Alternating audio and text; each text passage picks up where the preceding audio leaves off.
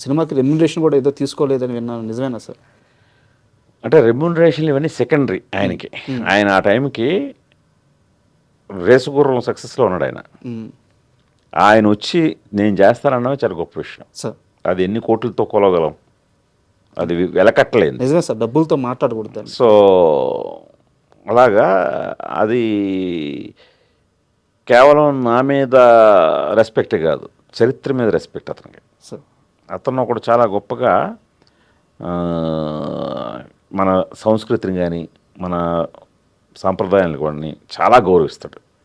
దానికి ఎగ్జాంపులే అతని పేరెంటింగ్ చాలా గొప్పగా ఉంటుంది. సార్ నేను శాకుంతలం టైంలో షేర్ చేసుకున్నాను. సార్ ఆ అల్లు అర్హ పాపని పెంచిన విధానం, ఆ పాపకి ఒక్క ఇంగ్లీష్ పదం రాదండి, అంత స్వచ్ఛమైన తెలుగులో మాట్లాడుతుంది. సార్ స్వచ్ఛమైన తెలుగులో. ఈ రోజుల్లో ఎక్కడైనా విన్నారా? కష్టం సార్. అది బన్నీను స్నేహ గారి పెంపకం అలా ఉంటుంది. ఆ పాప వెరీ వెల్ డిసిప్లిన్డ్. పద్యాలు ఏం చెప్తుంటారు సార్ స్టేజ్ మీద కానీ. సో అలాగా చరిత్ర మీద కూడా ఉన్న రెస్పెక్ట్ తోటి వచ్చి గౌనగన్నారెడ్డి చేశాడు. సూపర్. అండ్ ఇంటర్వ్యూకి వస్తున్నానంటే మీ ఏడీలో ఒక ఏడీతో మాట్లాడా, మీరు పేరు అడగొద్దు, వాళ్ళకి షెంటింగ్ పడిపోద్ది నాకు తెలుసు. ఏం సార్ అసలు నిద్రపోవట్లేదు అంటే మీరు?